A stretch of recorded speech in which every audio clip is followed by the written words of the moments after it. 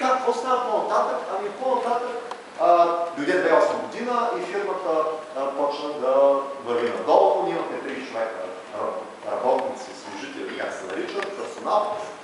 Тренери имахме девелопери, дойдоха едни наши клиенти и ни предложиха романтично предложение. И казаха, искате ли да продължим да работим с вас? Да, разбира се. Добре, предлагаме ви наполовина на цената, която в момента ви плаща. И аз, и те казаха, криза е. Ако искаш, ще си намерим друг доставчик.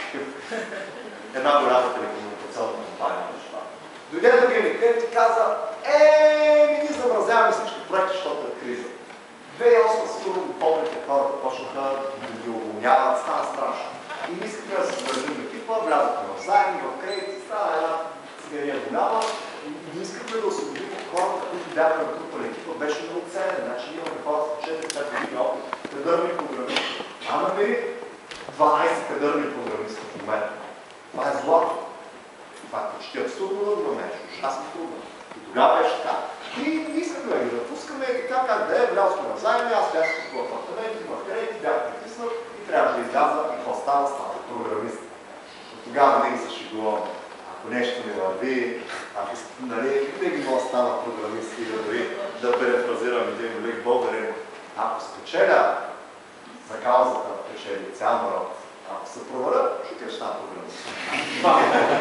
И точно това става програмист. Идеи, когато кажа, знаеш, правим компания, тук ще развиваме добре, той много слабо се продума, много добре убеждава хората, супер, добър бих го взел за търговец при мен, но не знам дали би правил бизнес втори път и убеди на как в залата между другото и сега се чуя как го кажа по-мен.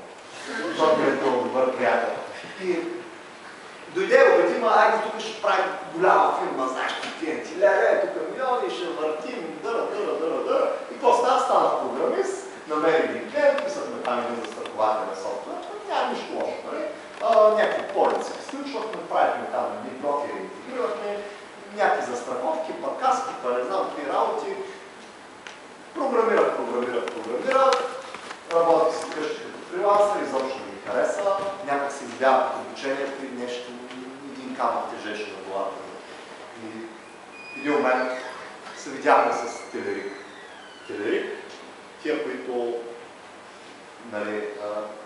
ни бяха клиенти, те казаха, защо не дойдеш да правиш обучението при нас, аз грея направо.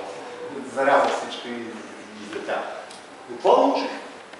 Научих си, че добрата бизнес идея не е добрия селс, който казва, аз тук ще намеря проекти, ще направя. Не, добрата бизнес идея, когато имаш доказателство, че достатъчно много хора са готови да дойдат да ти се молят да купят от теб.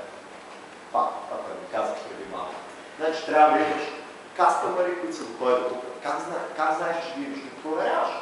Почваш да им продаваш преди да си го направил.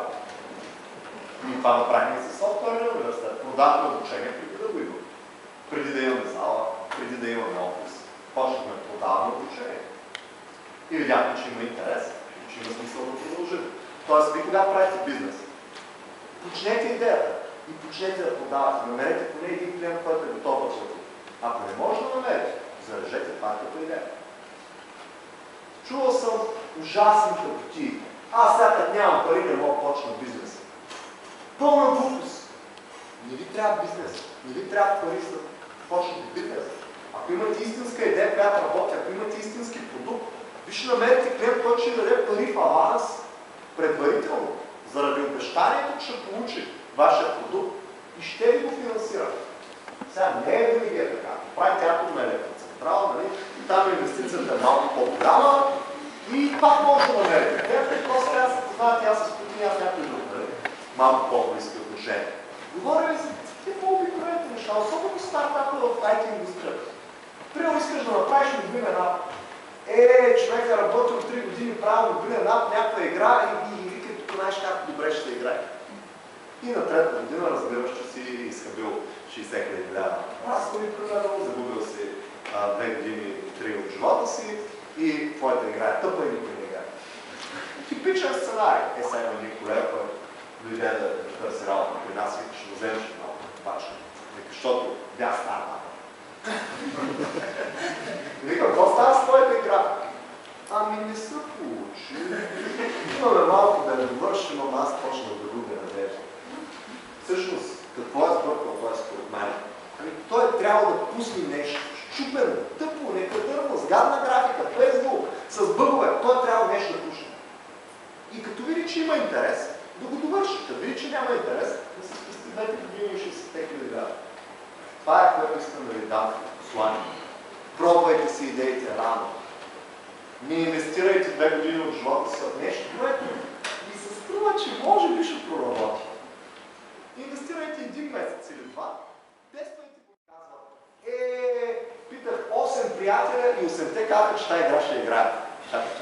Намери 8 човека да ти дадат пари, тогава пак ще говоря. Аз също хванах от тази верицата, правихме софтуерен на университета. Пускам анкета. Имам 800 човека, които казват, ние сме фенове, ще учим при теб. Пускам анкета, искате ли диплома? 95% казаха, искаме диплома за висше образование. В момента, като става въпрос да си извадиш парички от джобове си, платиш и да жертваш 2 години от живота си, допълнително след образование в софтуерния университет, за да имаш диплома, в момента 10% е иска. Чаткате ли за това да говоря? За това, че идеята е много трудно да я провериш, но не го ли направиш тотално това е положение. И трябва да намериш начин да си валидираш идеята рано. Ако само едно нещо трябва да запомните от днес, това е. Намерете начин да си валидирате идеята с истински клиенти рано. Ако говорим за бизнес, трябва да клиенти. Трябва да имате парични потоци и така. Всичко останало не е бизнес. Това може да е готина идея, може да се забавлявате, може да учите, но не е бизнес. Ако някой ви дава пари да ги харчите, това не е бизнес, това е таран. И така, научих втория си урок, че трябва човек наистина да е вдъхновен от идеята си, да вярва безрезервно. Аз не бях вдъхновен от тая идея. Тя беше чужда. Идеята беше да наемаме програмисти и да ги преотдаваме от найем. Понеже, нали, аз познавам много програмисти, което е вярно, 8000, достатъчно много хиляди и по Facebook, и по LinkedIn, десетки хиляди хора, контакти. Дай сега ще вземем и програмисти, понеже имаме контакти, ще намерим някой, който го търси да наеме и ще бъдем посредник и ще вземем по 1000 лева горница на човек на месец. Не проработи. Или да кажем, че не проработи правилно. Това не беше моята идея. Аз не съм вдъхновяван от това да печеля на гърба на други. Не е моята. Може би и това е причината да не е проработи. Аз бях изпълнителен директор там. Нали, не са ми толкова лоши спомените, но не го смятам за успешно. Това начинание. Просто не се получи. Защо? Защото не беше моята идея, нямаме идея, която хората бяха готови да плащат. Всъщност, тук имаше фирми, които наистина са молят. Моля ви, съдайте ви програмисти, ще дадем било и драго. Но нямаше програмисти. И освен това фирмите искаха на цена хикс, а програмисти искаха заплата 2 по хикс или 3 по хикс. Що? Ами, защото няма програмисти, те се дигат цената. Така че тази идея беше гнила от самото начало. Смисъл, тя по-късно проработи частично, но аз не мисля, че това може да е така. И направих първия екзит. Знаете ли тая дума? Когато предприемачът продаде фирмата си, направи милиони. Вау! Мечтата на всеки един тинейджър, на всяко едно дете, как ще направя башата, ще спра да работя, ще си купя вила в хотел на първа линия на Слънчака и ще забия масите, ще пия ракия и ще играя карта по цял ден. Всъщност няма такава история в света. Хората, които са предприемачки, са винаги да правят. Те повече от един месец не могат да бездействат и да почиват. Просто са такива, аз познавам хора, ето, вика сега като продава, изкарва сигурно там няколко милиона, един месец обикаля дивей, нали, всякакви неща, да ви разказвам подробно си. И след това обаче човека ви казва, прави се нещо. Аз имам талант, аз искам да направя фирма и тръгна следващия стана, там и пак почва да работи по 20 часа и надявам. Да, моя първи екзит как се случи, ами Телерик беше голяма фирма, която се развиваше българска, абсолютно неизвестна, ама абсолютно неизвестна. В смисъл, фирма с 100 човека, която никой не е чувал. Просто само хората да работят там, бяха клиенти, бяха поръчали, защото се познават там с директорите, основателите, бяха да ми поръчали да получим един екип от 20 човека и ние го направихме този проект, платиха си, бяха доволни и в един момент се срещаме и те ми казват, ти нали обучаваш хора, викам, това дойде криза, край, това приключи, аз сега съм програмист, обикновен програмист. Те викат, да. А ти искаш ли да обучаваш хора? Искам, да. Айде идвай при нас, ще правиш това, което правиш преди в нас, тая национална терена за разработване софтуер и аз викам, добре, аз ще ви донеса ноу-хау, ще ви донеса хора, сега ще им говоря част от типа да се преместим там. И всъщност те накупих. Беше много интересен пазарът. Аз отидох и казах, искам Хикс. На другия ден получих имейл, предлагаме ти Хикс върху 2 и аз казах, имаме сделка. Това беше пазарлъка. Имах разни приятели, които ми обясняваха, ти искай тук милиони, викам хора, не струва милиони. Беше много по-малка сумата, няма да се деля. Купих си там някакви готини неща, които ми трябваха за живота и така, и те казаха, не само Хикс върху 2, казаха. Хикс върху 2 на 3 вноски след първата, втората и третата година. Демента не мога да избягам, защото губя пари. Ево, аз от тях се уча страшно много. Федерик са образец за добра фирма. Те бяха много интересни хора. Там, примерно, е забранено да подкупваш който и да е. Абсолютно забранено. Не искате да чуват тази дума. Значи губят, глобяват ги. Значи с 5000 лева човек могат да се спестят глобално примерно 30 000. Не го прави. Не знам защо. И така. Какво стана? Аз заедно с част от екипа отидох там и направих Федерик Академи. Може да сте чували, това беше най-големият образователен център за софтуерни инженери в България, преди да направим софтуерен университет. И там се обучават хиляди млади хора. Ние почнахме с едни стаички по 20 души, пак гаражния стил, нали, пак аз имах много как се прави гаражно обучение, много добро. И отидох там и почнах да го правя. Бях много учуден, че не е нужно да се пиша сам фактурите, че не е нужно да се прави сам маркетинга, че има кой да почисти залата и не отговаря за чистачката, че залата не трябва да я прави аз и не трябва да се кримвам кабелите. И викам, това може и по друг начин. Страхотно беше да попадаш просто някъде, където това, което ви разказвам. Втория етап. Първият етап е чупиш си главата. И правиш го грешно. Вторият етап е отиваш някъде, където го правиш добре. И викаш, но то може и така. Как не съм се сетил? Верно, правиш се с пари. Аз съм получил страшно голяма подкрепа от началниците, са основателите на Федерик, Васил Терзиев и Зарко. Всъщност то си беше до някъде и техен проект мой, но аз бях вдъхновен. Това, което получих, беше одобрение. Аз отивам да кажа, искам да направя това, дайте парите, е добре. И аз почудя към нямаше да се пазарим. Аз съм свикнал да се пазарим, нали? И това направихме? Тръгнахме от 20 души заличка, след това почнахме да обучаваме. Първата година изкарахме около 15 програмисти, които влязоха в тимовете, хората бяха доволни и казаха давай напред. Втората година увеличихме, направихме по-голяма зала, вече за 50 човека, почнахме да правим изборни курсове, всичко безплатно, почнахме да правим маркетинг по-сериозно, защото първата година раздавахме брошури, пуснахме от Мобяга, Жълтия гей, разни такива не толкова работещи неща, но леко по леко почнахме да градим бранда. Почнахме да спамваме с Фейсбук, почнахме да правим безплатни семинари, да правим някакви яки събития, да караме хората, които учат при нас, да блогват, да разпространяват по техни канали. Обзето научихме се да правим маркетинг, успяхме да съберем повече хора, към 200 кандидата, обучихме ги и от тях наехме 23 човека, не си спомням колко. И пак всичко върви. Третата година обаче решихме, ние защо работим в толкова малки размери? Не може да се направи голяма зала, защото ние правихме едни изборни курсове и в единия курс се записаха 300 кандидата, а залата беше за 50. И ни се чръкна, ние може да се направи зала за 300 и направихме зала за 200. Даже за малко по-малко. И понеже имаме зала за 200, а защо трябва да тръгваме на хора с 50 човека, а не тръгнем 200? А защо трябва да тръгваме само с една група, като може 3? И тръгнахме с 600 души на хора. И това вече преобрази нещата. Аз там разработих модела на масовите обучения. Масови обучения означава един преподавател с няколко асистента преподава на 200 души. И въпреки това, всеки в залата получава индивидуално внимание, чрез асистентите, после чрез форума, чрез разни такива неща. Научихме се да ги изпитваме изпитваме автоматизирано. Пращаш програмата, онова ти кажа 60 точки. Поправяш една грешка, пращаш пак, онова ти кажа 95 точки. Кажеш, сега ви втора задача. Това го разработихме, много готино работи. Направихме проверки на домашното. Преди това домашното бяха и на домашно, ако искаш да напишем, но никой не го търси. След това казваме, добре, ще направим peer review.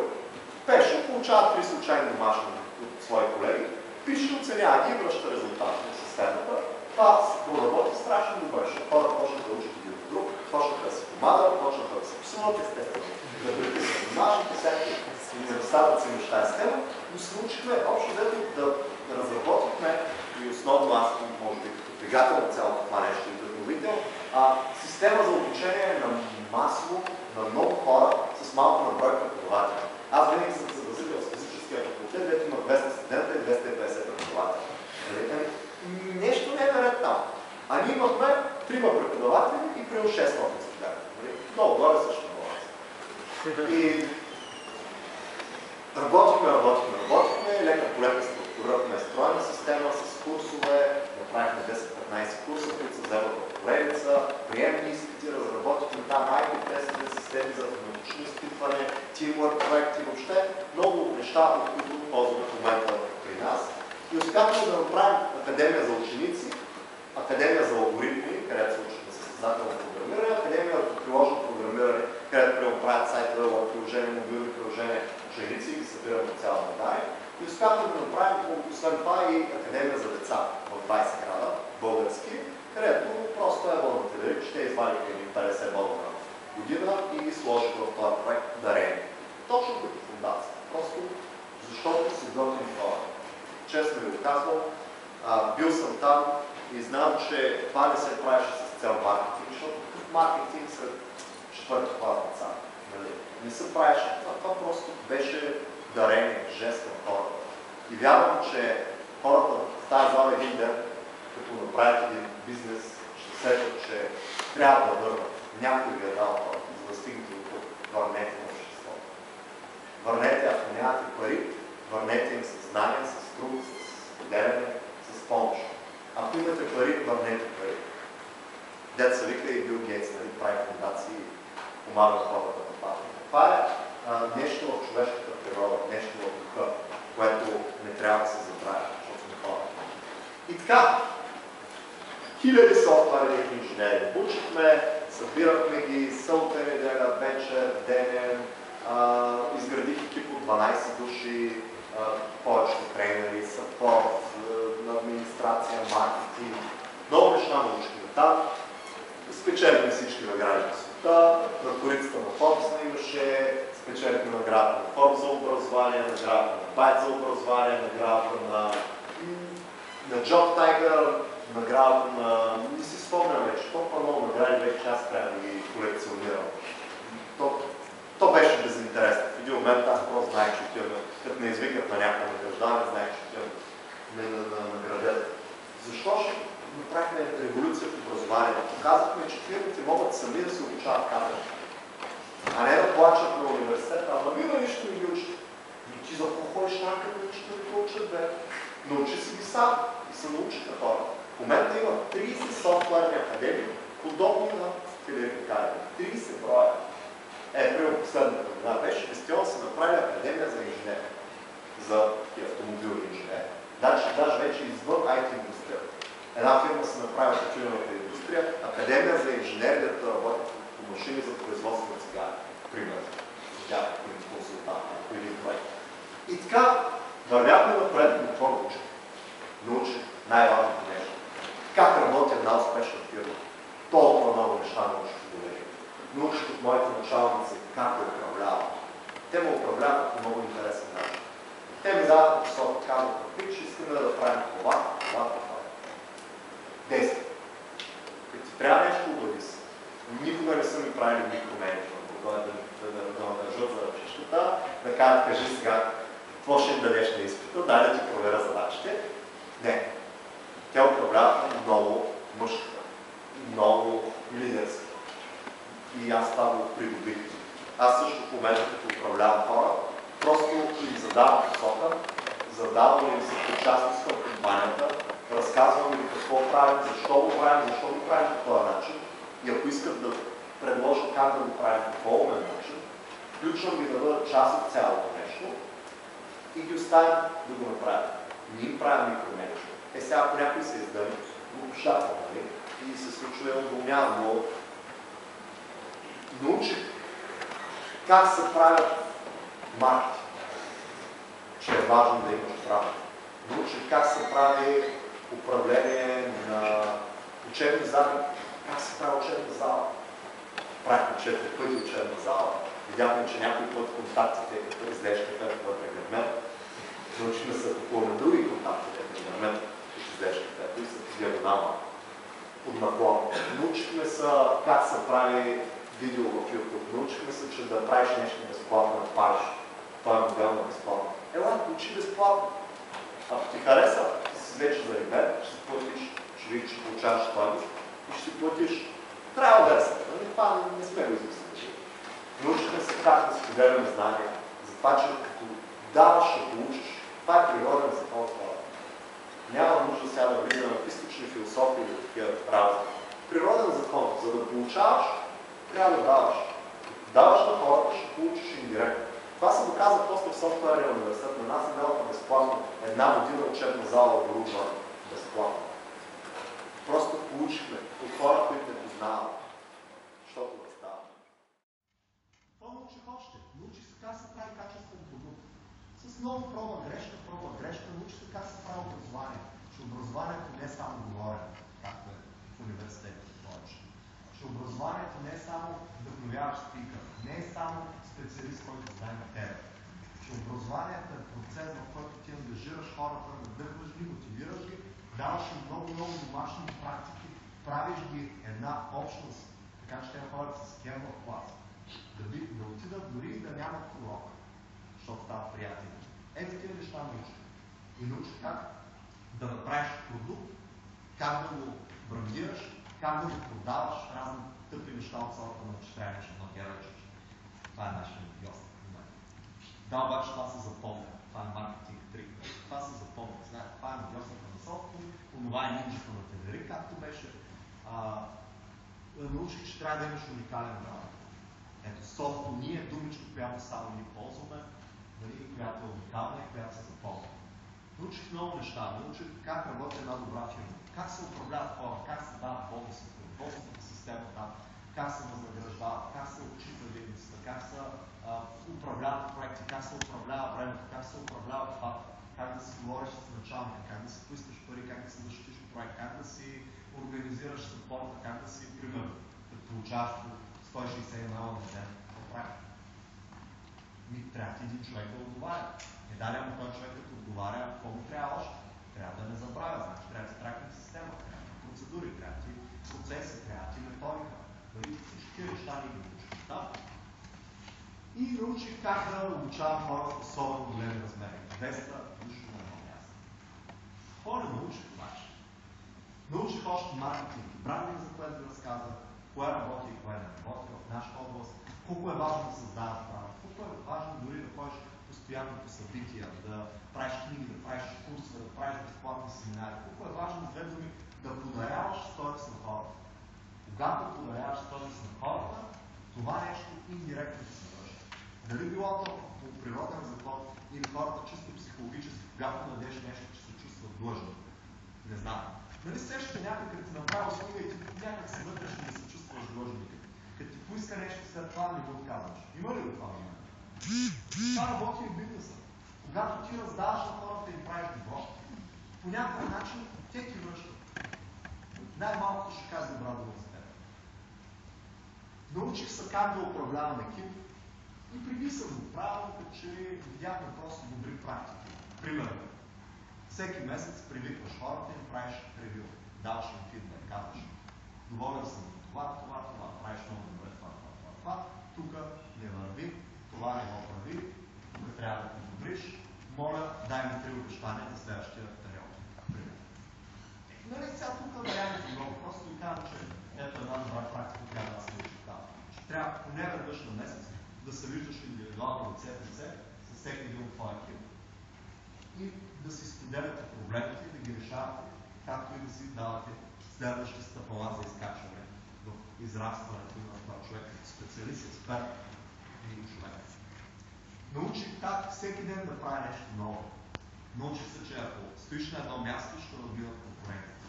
Ти трябва да днес правиш X, утре да правиш X, след това да правиш Y. И да размножаваш, и да иновираш, и да пробваш. Какво се научихме? Ами ако нещо не върви, прави някаква промяна. Как я прави? Нещо трябва да първо не върви, проверката на домашно.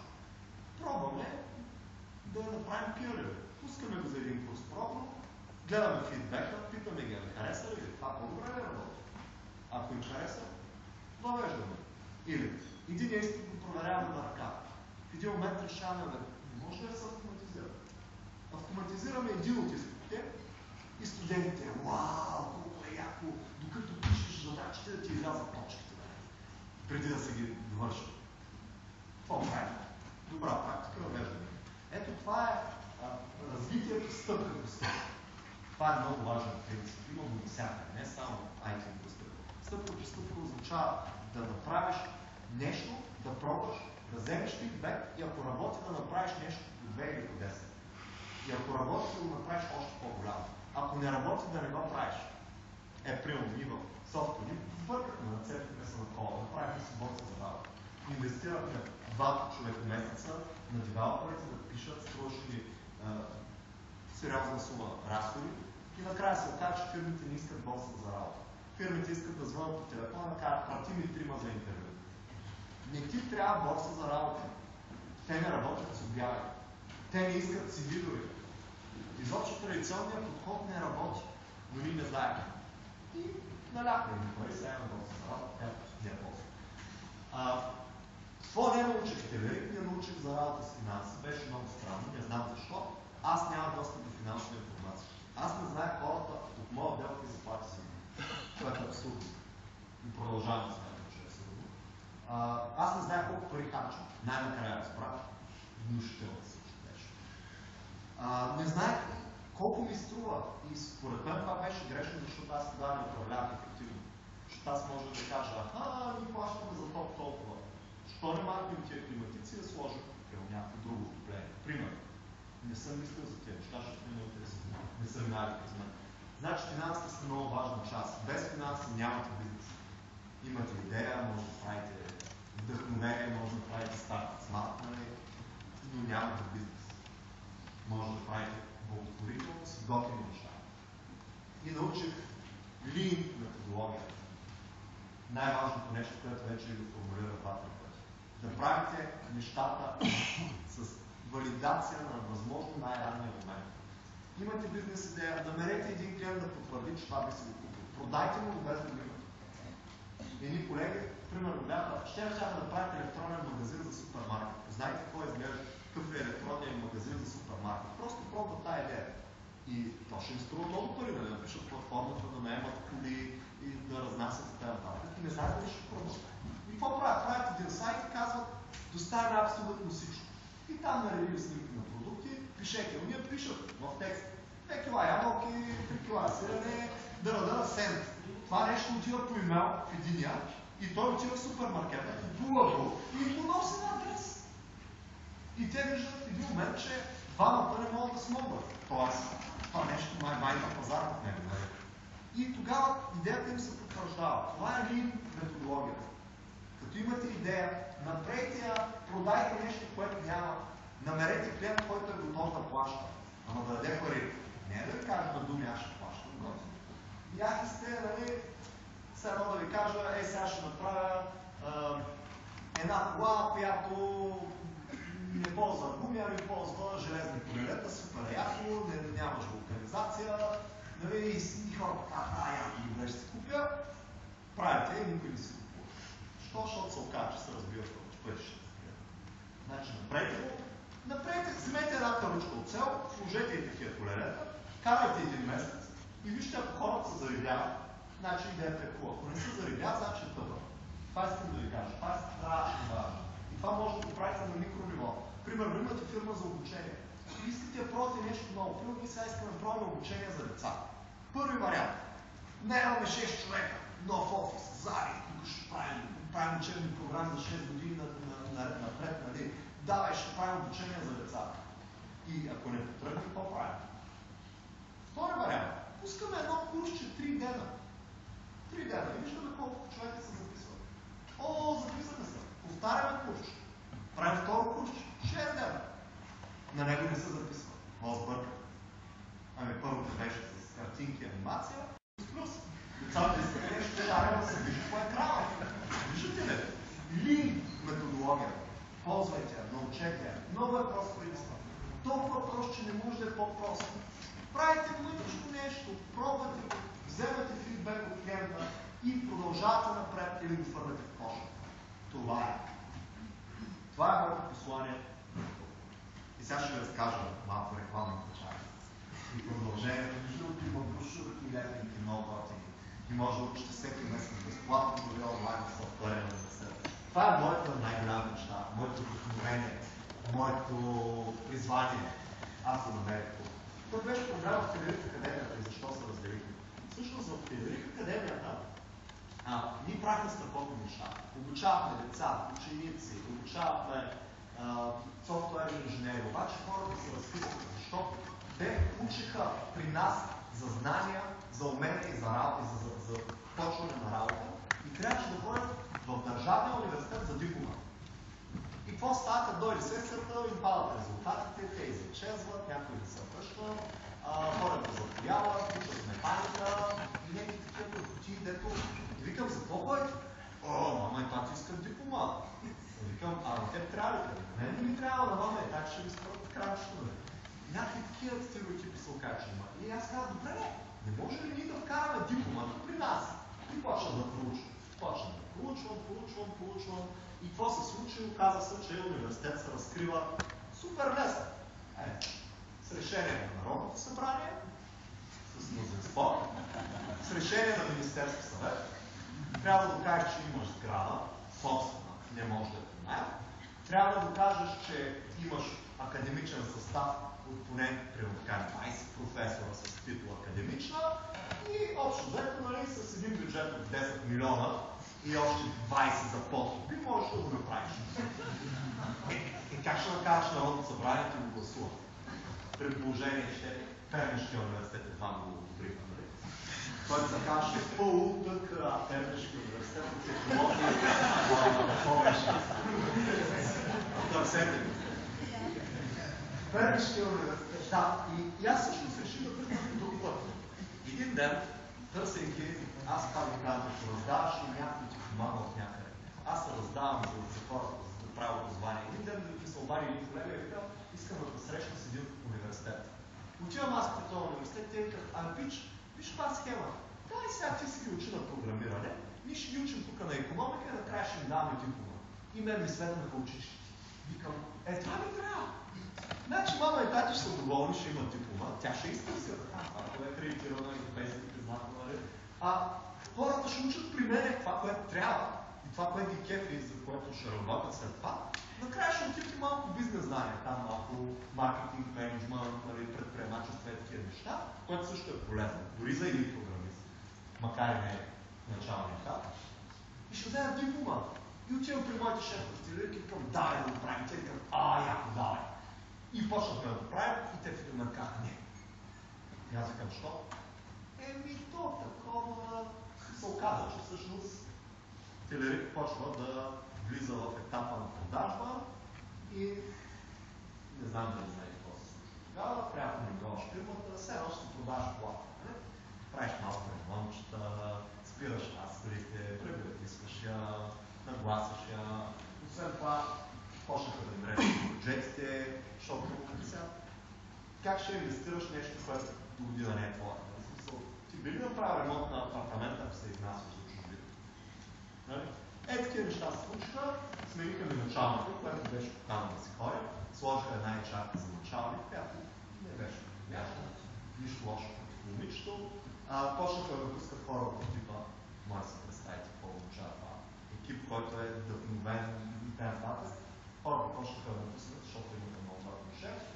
И добре, че тогава се появи Господ от някъде и мъжа излиза за някъде и тя с него и се спаси. Да, не знам, може би Телерик Академията ще да изчезне. Не съм сигурен, но там бяха трудни неща. Аз също напуснах, просто бях принуден, За първ път в живота си ходих с недоволствие, с нежелание на работа. Просто отивам и чакай сега прийда едно кафенце, сега ще трябва да се виждам с тази началничката, да ми обяснява как се правят слайдове. Тя пък беше ушла презентационни умения и почна да ми обяснява аз как да си водя лекциите. Представете ли си? На мен да ми обясни, че аз не трябва да говоря за талераси и да правя така, защото това правило не знам какъв имидж. Чакай, аз съм аз, бе. Каквото искам ще направя, ако искам гащи ще се събуя. Това е лицемерие, не може така. Това съм аз, хора. Това е положението. Който не му харесва, не ходи в чужбина. Това е кръга на метафора. Всеки трябва да се съобразява. Но опънаха ми се нервите и аз точно го напускам. Потърсих си партньор, защото знаех, че аз съм техничар. Точно единия съвет, който се опитах да ви дам. Не търсете двама програмиста, за да направите софтуерна фирма.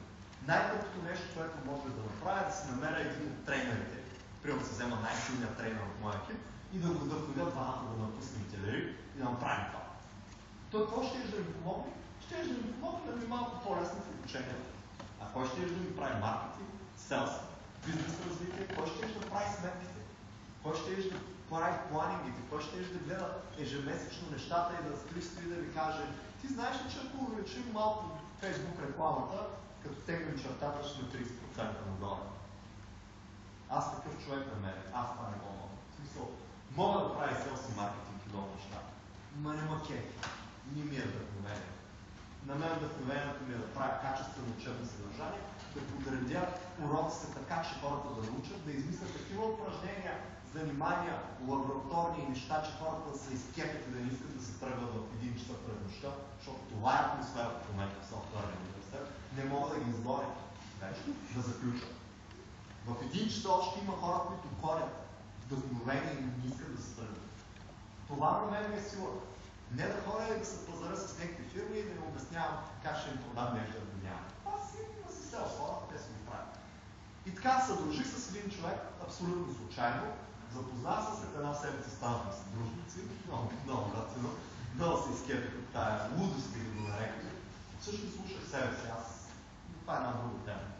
Имам си начин да знам кои са верните решения за мен. И това, което предложихме, качествено образование, професия и работа за хиляди млади хора. В момента тенденцията да стават 10 000 в софтуерната индустрия, плюс диплома за висше образование. В началото си мислехме, че дипломата е важна, направихме една анкета, хората казаха: да, важна е. После разбрахме, че с анкета не става. Това следвайки този принцип, дай сега ще питаме хората, важно е, за да видим дали да им предлагаме или не. Примерно хората казват, че е много важно да имат общежитие, защото Софийски им дава общежитие, пък иначе трябва да плащат квартира. Договорихме общежитие, 5 човека се записаха. Явно условията бяха гадни. Общежитието беше мизерно, но той е Софийски мизерно. И там имахме партии, там имахме разбита врата и течащите. Да, за първи път имах много интересен случай. Докато си цъкам на кенепа и той се откачи и излезе тръпа. Трябваше да се купя цимент и да се го циментирам собственоръчно, защото иначе той се разхождаше. Но пода и да ви кажа неприятно. Чисто е. Да, в такива условия сме живяли всички и това направи хора, това направи по-силни, не направи такива разглезени. В софтуерния университет ние успяхме да обединим, да срещнем образованието и бизнеса. В момента имаме 100 фирми, които са подписали писмен договор, да вземат хора от нас. Те са отишли по стените. Имаме фирми в Германия, където сега пратихме стажанти. Имаме договорки с Facebook и Google и т.н. Но мен е много тъпо да се хваля, защото всички нали сте ходили на такива презентации. Oracle е най-добрата база! 4 терабайта движим за вече Телеком, 800 пентабайта ни е трафика, например Microsoft 400 пъти. Така че няма да ви разказвам какво правим. Какво правим? Ще разкажа другите за нас. Президентът да ви да ни открие. Ще ви разкажа какво научи пътя. Пътя научи, че е страшно важно да си намериш правилните съдружници. И това са хората, които допълват теб. Това са хората, които дават нещо, което не може да купиш с пари. Защо? Защото ако на мен ми трябва селс експерт, аз мога да си го купя. Аз мога просто да наема един човек, и да му дам пари. Ако на мен ми трябва трейнер, аз имам достатъчно контакти и мога да му дам пари да работи. Значи, ако ти трябва съдружник, няколко са сценариите. Първият сценарий е да получиш нещо, което не го можеш. Примерно, аз не мога да правя бизнес планове. Да въртя едни сметки в Excel, приходите и разходи ще имаме. Значи в момента Excel с приходите и разходите ни е 6 мегабайта. И да ви кажа, толкова редове има вътре, че никога не съм знаел кой има вътре. Добре, че имам човек, който ги мисли тия неща. Страшно ценно. Сигурно някои мислят на обратно. На мен Excel ми е супер изчислост, ми е първата. Добре, тогава се намери човек, който може да преподава, ще правиш обучение. Или ако ще правиш земеделие, намери човек, който е експерт по земеделие и знае как са уреднива, но и как се прави по имен начин, чрез нови технологии, примерно с дронове, да пръскаш рибата. Ето инновация, да? Намерете си човек, който допълва, първо, и второ човек, който не може лесно да хара нещо по улицата. Ако трябва да вземеш някой на заплата, защо трябва да ти съдружник? Примерно, ние отидохме при едни адвокати и те казаха, пичо, искаме дял от вашата компания. What the fuck? Адвоката да ми стане съдружник в моята фирма. Той не разбира моя бизнес, той не разбира от преподаване. Те казаха, но ние разбираме от юридически работи, ще ви движим всичко. Добре, пич, ти срещу 5000 лева месец ще го движиш всичко? Да. И тогава запроса. Отговора може да е такъв. Нямам 5000 лева месец. И това може да е добра причина да имате съдружник. Значи, трябва ли човек, който не може да купите с пари, или просто той би работил като вас първите 2 години да кара филийки с пастет и майонеза и лютеница домашна добавена цел, без пари, без заплата, тогава да, има смисъл. Много внимавайте за съдружника. Хора, които дублират вас, е тъпо да имат. Двама програмиста не правят фирма, софтуер. Софтуерна фирма се прави от един добър бизнес човек, който знае как се продава, как да прави сделки да затваря, и един програмист, който знае как да около него да се сформира технически екип и да се получи нещо яко. Ако правите иновации в земеделието, ми пак за съдружник вземете някой, който е експерт по бизнес, примерно, и един, който разбира от земеделие. Може да имате и трети, и четвърти. Но... думата простотия. Понеже гаджето ми много ме натиска, чай ще направя съдружник. Сори, пичо. Там дете слагате патката, не се слагате бизнес. Това е тук. Виждал съм тук, един колега си направи фирма с гаджета си, после се разделиха и се сипаха с компания. Това е тук. И така, това е по темата за фаундърите. Второто нещо, което аз винаги съм пропускал. При мен просто да съм маневриран. За мен парите не са важни. Когато напуснах Телерик, почнах да си плащам, за да правя собствено. Сериозно ви казвам. Аз си плащам всеки месец, варях пари от джоба си, за това, че правя софтуерен университет. Защото наехме едни хора и нямахме никакви приходи. И трябваше да плащаме заплати. Верно, тогава съдружника ми поема основните неща. Аз почнах да съм финансово притиснат, но аз го правя с вдъхновение. За мен не е важно колко пари ще изкара. За мен е важно да изкара достатъчно пари, за да е стабилно и да е най-якото нещо. Да достави качество на хората, да достави стойност на хората, да достави нещо, за което те биха се изкепили. Най-важното нещо е да давате велю на крайния клиент. По един или друг начин това ще се монетизира. Може да го видите в Стивън Колби, в големите мислители на 21 век от бизнес, коучинга от бизнес местата. Вече една фирма, ако в миналия век основната ѝ задача беше да изкарва пари, и това беше измерително, нали? В 21 век измерител за една успешна фирма е да доставя value на крайния customer. To delight the customer. Да го кара да се кефи. Да е фен. Това прави Apple. Нали сте виждали хората как казват, виж новия телефон, те са кефи, те живеят там. Това прави Apple. И помежду другото изкарват пари. Тоест, парите са резултат от това нещо. Това искам да ви кажа, но финансовата стабилност е важна, за това намерете си човек, който намира от финансово. Няма да има да заплати мамка му. Предлага да съберем по 500 лева и да го платим за заплати. Аз съм го играл това как тупо, не става така. Значи, Не е нужно да сте учили в Харвард икономика, за да може да направите проста сметка на Excel. Въпреки че аз не съм добър в това. Значи планирайте и вижте какво става. Правите един график 6 месеца напред или 2 години напред, колко приходи от какво, разходи и т.н. Ако нямате продукт и идея, това не може да го правите. Аз съм виждал другото нещо. Ще правим фирма софтуера, направим бизнес план.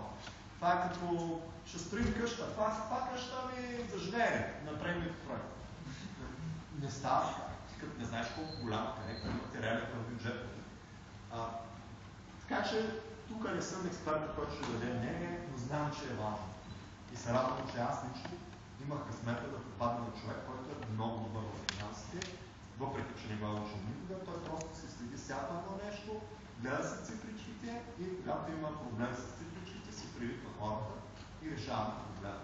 В момента той управлява селса, маркетинга на по-високо ниво, управлява хората, управлява разходите, планира. Сега правим инвестиции в нови учебни зали, разрастваме се на вече 3 зали, 1500 плащащи студента, той прави експерименти, сега какво ще стане, ако пуснем повече Facebook реклама, какво ще стане, ако довалим таксата, какво ще стане, ако увеличим таксата, прогнози, анализи, това е важно. Аз не го мога обаче, така че не мога да разкажа много за него. Това научихме, че ще трябва екип. Първите дни в софтуера аз се смачах направо се разпира.